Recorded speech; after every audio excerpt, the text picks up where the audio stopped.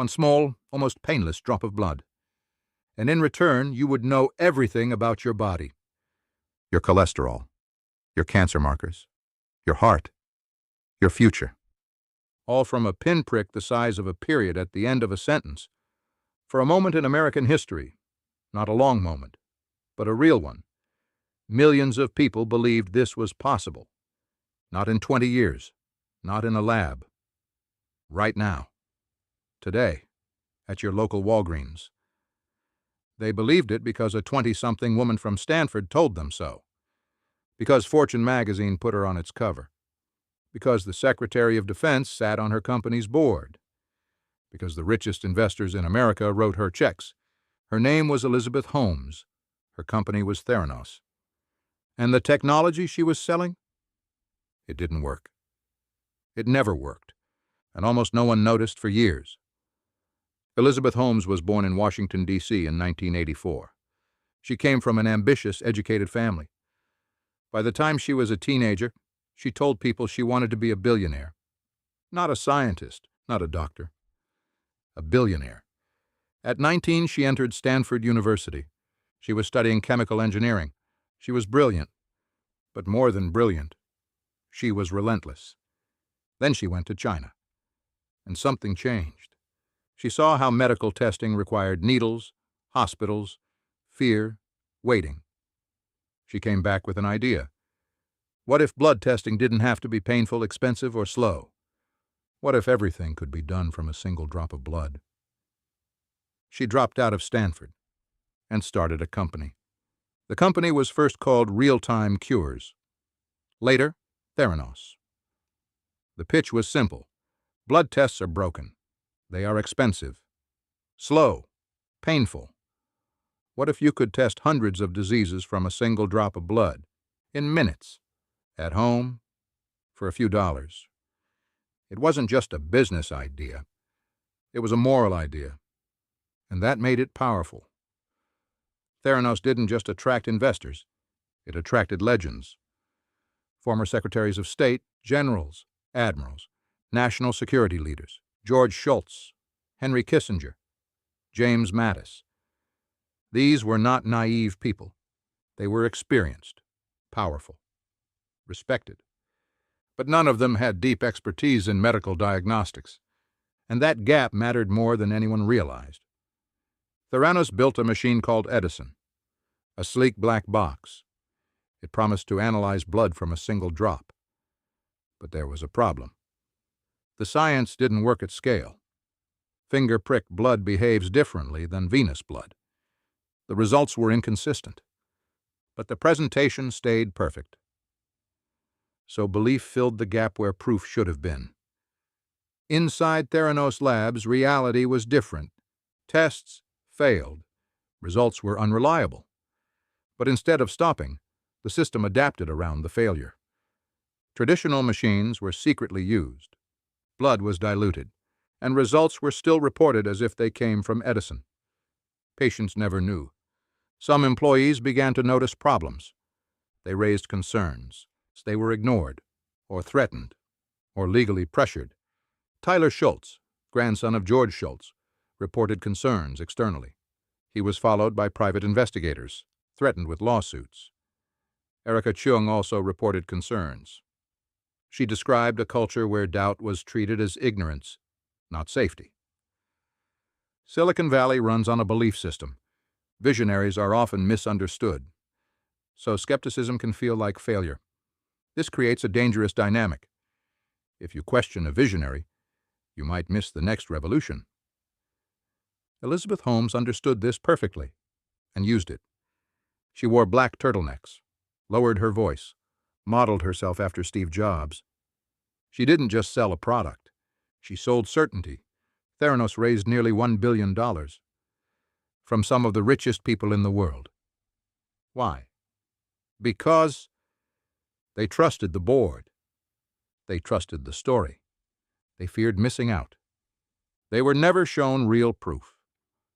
Traditional biotech investors often rejected the company because they asked for data and didn't get it. Media coverage was overwhelmingly positive. Magazine covers, awards, youngest self-made female billionaire. The narrative was stronger than the investigation, until one journalist changed everything. John Carey Rue, from the Wall Street Journal. He started asking questions, and people started answering. 4 psychological forces explain Theranos: halo effect, authority bias, narrative immersion, confirmation bias.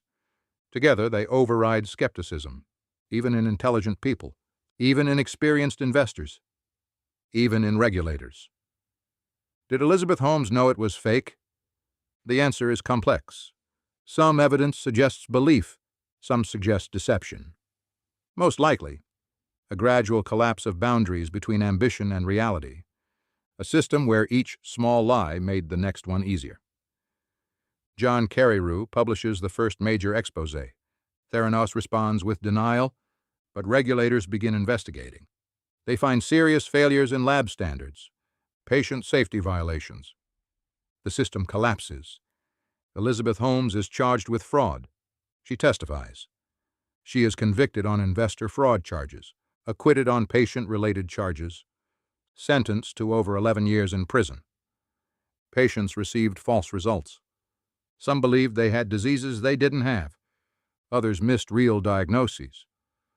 The total impact is still unknown, but it was real and irreversible. Silicon Valley did not fully change.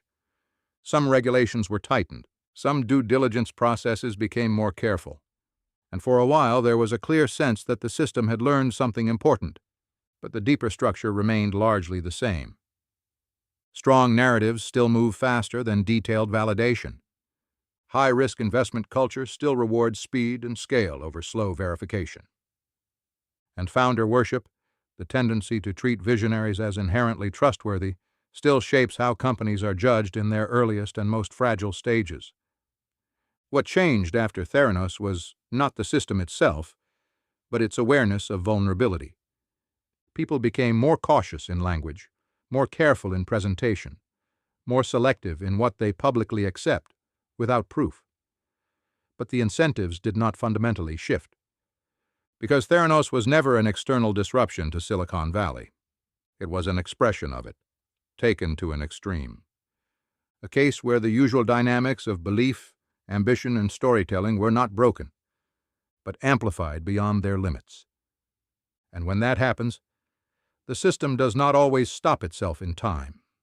It often continues moving forward until reality intervenes. The idea was never the problem. From the beginning, it never was. A painless, accessible blood test, one that could detect disease early, quietly, without fear, without hospitals, without waiting rooms filled with uncertainty, is still one of the most meaningful goals in modern medicine.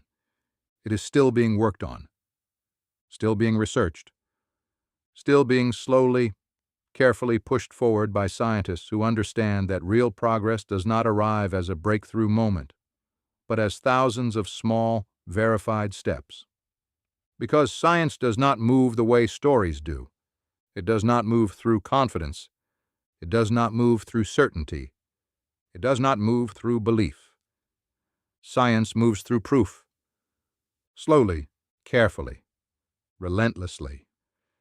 It moves through repetition, through failure that is documented, not hidden, through doubt that is tested, not silenced, through results that must survive being questioned again, and again, and again. And that is what makes it powerful, but also what makes it slow.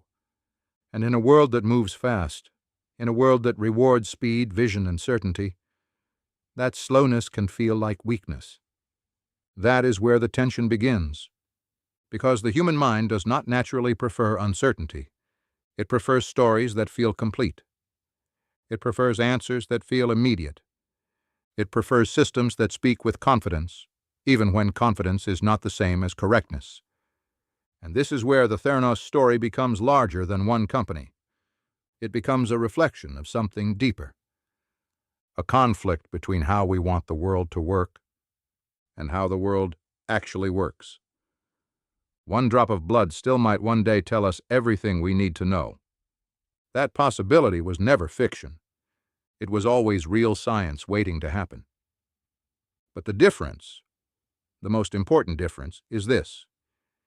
It cannot come from belief alone. It cannot come from vision alone. It cannot come from wanting something to be true. Because in medicine, in engineering, in any system that touches human life, belief is not enough. It must be verified. It must be tested. It must survive reality. Only then does it become knowledge, and only then does it become safe. Science doesn't fail. People do. Not because they lack intelligence, but because intelligence is not immunity, and the distance between belief and truth is not always visible when you are standing inside it. It feels like progress. It feels like certainty. It feels like the future arriving early. But sometimes it is only a story moving faster than its evidence. And that is where this entire story lives. In that space, between what we hope is true and what has actually been proven to be true.